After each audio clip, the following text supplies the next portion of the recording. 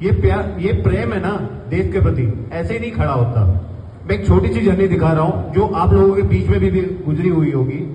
मैं छोटा सा था, तकरीबन 4 या 5 साल का। मुझे ज्यादा समझ नहीं थी कि क्या सही है क्या गलत है। और ये तो सीधी सी बात है कि सही गलत की पहचान आपके घर के बूढ़े और बुजुर्ग करवाते हैं, क्योंकि उनका योगदान आपके जीवन को बनाने में बड़ा महत्वपूर्ण होता है।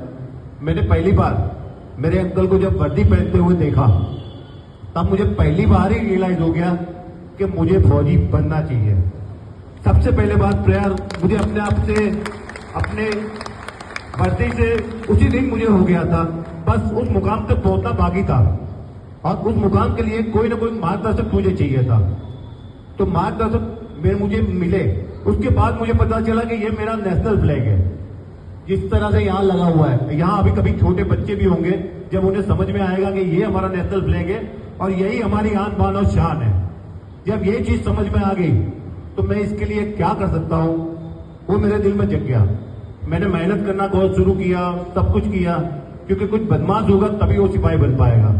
अगर सीधा लड़का माँ बाप के कहने में रहेगा और कुछ बदमाशी नहीं करेगा, लड़ने का जुनून नहीं होगा, वो कभी सिपाही नहीं बन सकता। तो उसी तरह से थोड़े बहुत बदमाश थे, भर्ती हो गए। उस्तादों ने ये सोचा कि ये तो बड़ा घर का बिगड़ा हुआ आदमी आया है, बदमाश है, पर उन्हें पता था कि इसके दिल में देश प्रेम है, इसे हमारे जैसा कैसे बनाना है।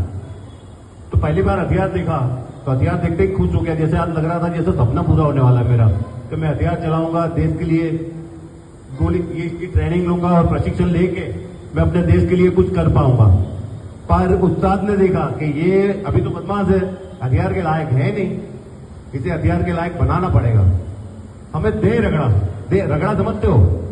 रगड़ा होता है कि सजा पे सजा, आपका पैशन नापा जाता है, आप में बर्दाश्त की हिम्मत की नापी जाती है कि आप वाकई में इसके लायक हो या नहीं हो। अगर आपके हाथ में ये आ गया तो क्या आपका इसका सही इस्तेमाल करोगे या गलत इस्तेमाल करोगे, उस चीज को सबसे पहले परखा जाता है।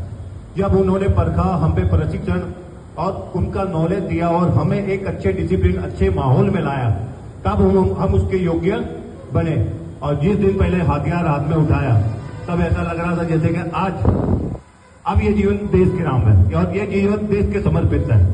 प्रत्येक दिन प्रतिदिन 21 साल सर्विस के दौरान कभी ये नहीं सोचा कौन सा क्षेत्र है, कौन सी जगह है और कौन दुश्मन है, क्योंकि दुश्मन के पास हो के क्या हो सकता है, गोली हो सकती है, बारूद हो सकती है, या ज्यादा से ज्यादा कोई छुपा हुआ एम्बुश करके हम पे कुछ करने के लिए कुछ न मुझे एनीबॉडी, उसके पास जो भी होगा वो गलत चीज होगी।